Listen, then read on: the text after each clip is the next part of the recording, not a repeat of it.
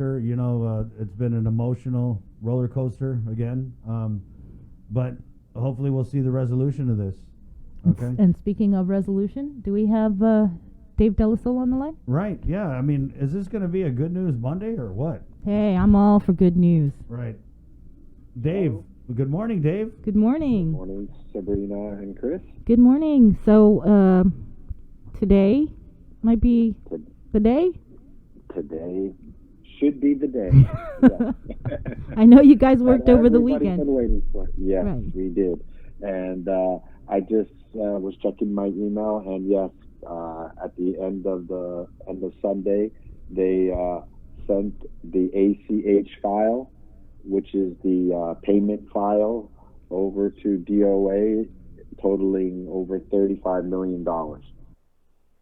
So that should take payments, claims, I'm sorry, up to the 2nd of June. Okay. So the first several days of claims that were successfully filed have moved forward and are starting to be paid today out. So the process has been closed, and the file has been moved to DOA. DOA will now start to do the drawdown on the file and move the money to the bank, and then move the EFTs, the electronic fund transfers, for processing at the bank today also. Mm-hmm. And then they'll begin the check processing. Good. Go ahead, Chris. Go ahead, Bree. The 35 million, that's all electronic transfer? None of them are paper? Nope, both. Both. Okay. What are the numbers on that? Because I know you guys are really pushing for the electronic. It's quite impressive. It's Right. About 11 to 1 still. Yeah, Wow. I think Payments. 11 electronic funds transfers to every one check. So yeah, Wow. I think it was significant. Edward Byrne, when we had him on last week, he was saying that it was like 90% direct deposit, electronic transfer. So Yes. So I think that was the message got out quite well, and so that way the money will be processed in the accounts very quickly, as compared to the checks that have to be cut, folded, stamped, and mailed. And Dave, are you guys anticipating to just keep on going once you get this first batch out? Yes, and that's why we did a couple days just to make sure that, which is 35 million. Crazy. It's staggering amount, but yes, we see how this goes and goes through. We had to go in and on each day and pull the claims that have issues, and we are noticing that there are not quite a few, but a lot of claims that are in there, and I haven't gotten any exact numbers yet because we were just trying to frantically clear through those clean process claims, move them forward, and put a hold on any claim that had issues. the 35 million, how many people, how many We checks? don't know. I don't have that number yet. We were, like I said, it's been frantic this whole weekend, just trying to move everything over and get everything done. And the test file went well, but we didn't find that out until the end of Friday. And so it's just been a non-stop frantic pace of shifting people around and getting things done so that we could get people the money starting today. But this is then after that, it should move fairly quickly. So people are going to be getting a very large amount because this is retro, right? Do you have an estimate on how much, I guess, one PUA payment would be? Well, they can be from 10,000, give or take 1,000 here and there. It all depends on when they were their date of being affected by the reduced hours or layoff. So they range from 7,000 to like 10, 11, 12,000 as high as. So it's quite a big number, and that's why we're judiciously going through there and vetting out those ones that have an issue that need to have a second look. And that's why, again, to the public, that's why we told you guys, please put in as much supporting documents as possible to strengthen your claim. We have claims that are duplicates. We have claims that have no documents. We had claims that were totally off island. We had claims from foreign banks. We have claims from every single type of thing that you can imagine that we've had to put a hold on. And some were fairly obvious were fraud, and some were less obvious but just need to have a closer look at. There's a fraud hotline that you guys put out in a email, I believe, where people can report fraud, waste, and abuse. Have you received a significant number of reports?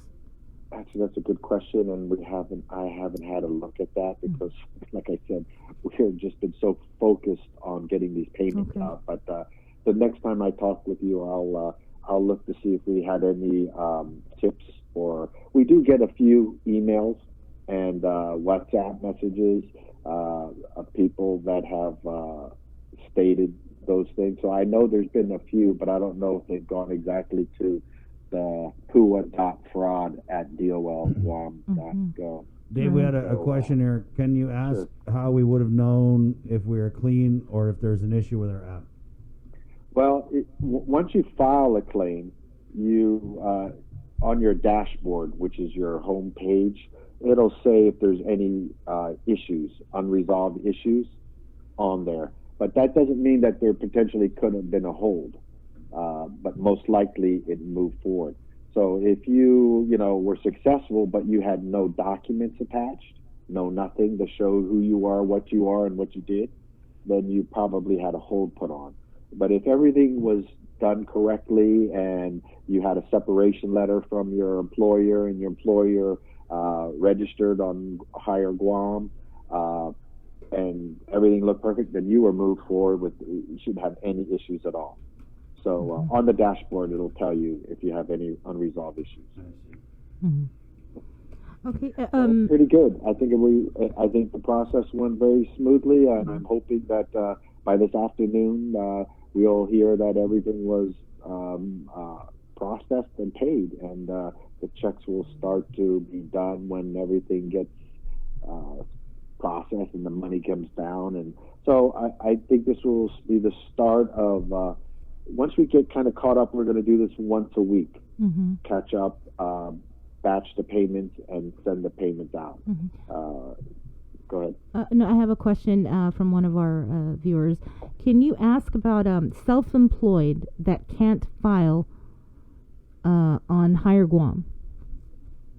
Self-employed that can't hire on file. Well, then if I understand the question, then all they have to do is call in and make an appointment at either GCC or one of the libraries that we're roving around, and then they'll come in and then they'll assist you with the application.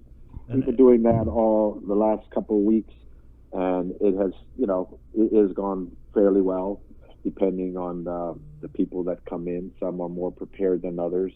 Some are totally, have no idea what to do, and some come with no documents. And, but on the average, most that come in, they're out within an hour. And that's a self-certified kind of thing, right? So if you are self-employed, basically will come in and they can self-certify, but they also have to show proof that they had some kind of income and what they did. Okay, so like if you file taxes. Of course, you have a license, some kind of business license. You got some kind of association that you're with, farmers co-op, a letter from the mayor saying that you do what you do, letters from your customer base. You need to show that number one, that you were actually doing what you say you were doing, and there's some way that you can prove it, and then that you were making income. You can't just say, I'm self-employed, but you haven't made any money for the whole year. Then you weren't really, the COVID didn't really, have an effect on you. So there's various ways, and that's why the self-employed are always a little bit more difficult than your regular employee. Okay. Do you have a count on total apps that have been filed to date?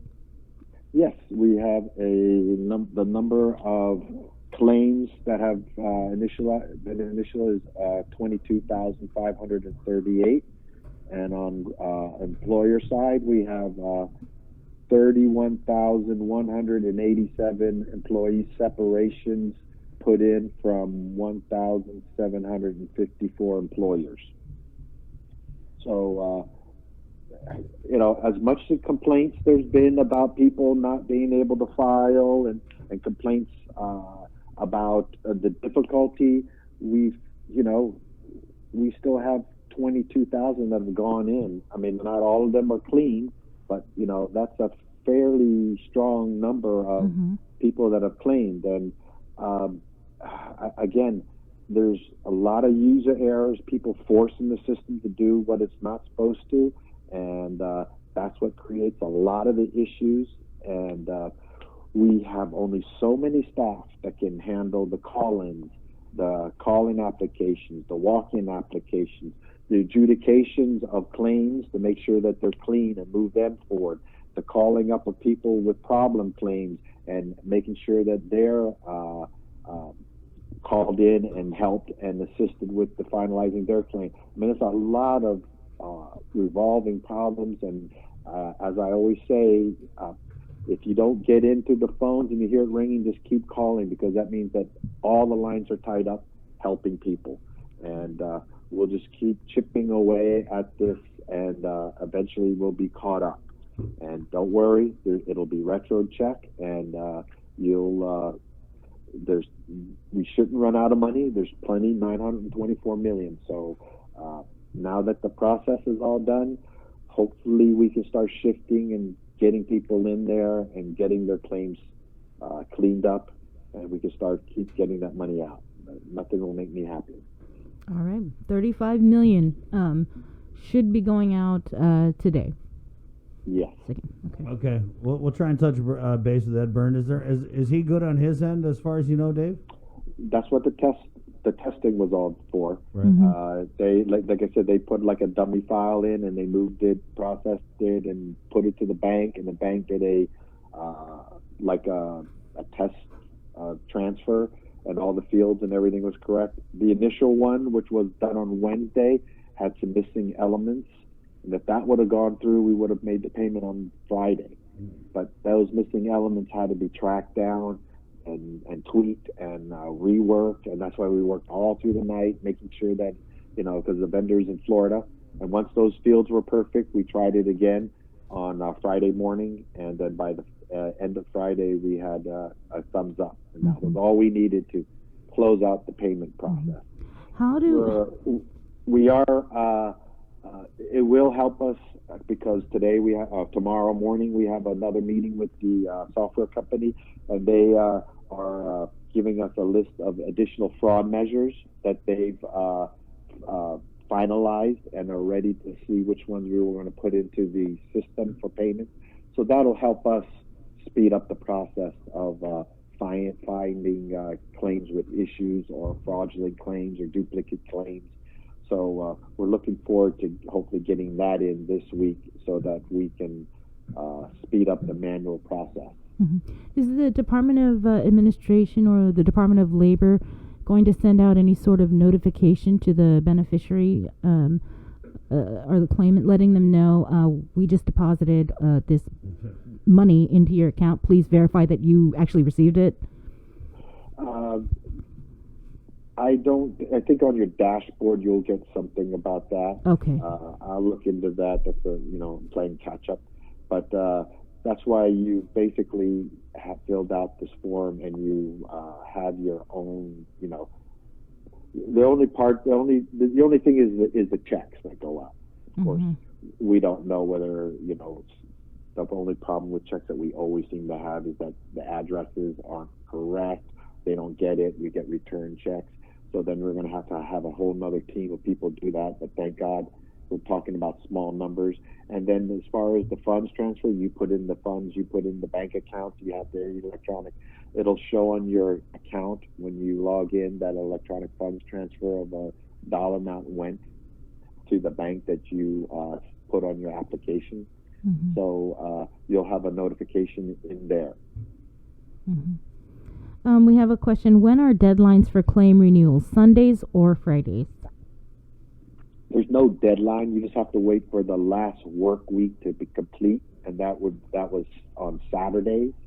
So last Saturday, the 20th, was the end of a work week. So of course on Sunday or Monday, I always say Monday is better because the system does work in the states.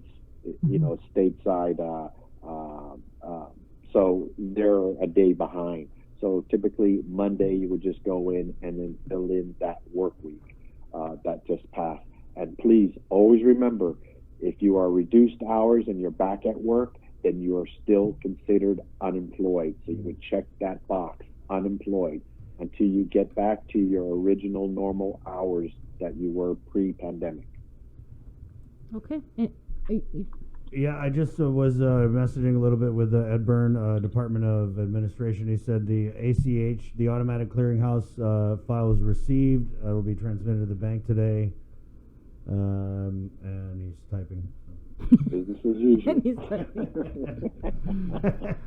Is there anything else before we hear back from Mr. Byrne? Anything else that you wanted to get out? No, I think that I'm very happy that we finally got here. I know I was hoping to get it there sooner, but like I said, this is brand new. Every step is a learning process of trying to figure out what we need to get done. And the dollar amounts that we're dealing with are such a huge number that we couldn't just push it through, casually. We had to really vet and make sure that we do this right so that when we do get audited and looked by the IGA, the Inspector General's office, that we have a good bill of health and the allotments will keep moving in as we continue down this road to recovery. Right. Well, we're all rooting for you and for all your employees and staff over at DOL and DOA. So hopefully those checks get out today. Thank you and Chris for your patience and not beating us up too badly while we get to this day. And I do want to tell the people of Guam we are working tirelessly to get to this point, and we'll continue tirelessly to get all your claims in and to get you this money. It's Guam's money, and we're going to get it out to everybody. But we want to make sure it stays on Guam and not to some fraud place that's in the foreign countries. So Ed wrote back. He said ACH is basically the same as an electronic funds transfer, and they'll be sent to the bank today. So. All right. Yes. All right, Okay. Dave. Thank you. Thank Give you you a little very hand. much, You know, people were hating, understandably very frustrated. But one thing I want to say, Dave, is that every week you were here on the phone doing your update, no matter what. So appreciate that. I tried. Some days I did have to work, and I couldn't talk to you guys a lot. But whenever it was done, whatever, I did try to keep the people informed and transparent. Right. Good stuff. Thank you. Thank you, All right, Dave. Wash take your care. hands. I will wash them. Okay. Thank you. Okay, bye. 7:38. Let's take a break here. It's Containing COVID, the KUAM News takeover of Guam's favorite Good Morning. Let us help you. Keeping you informed, KUAM News brings you banking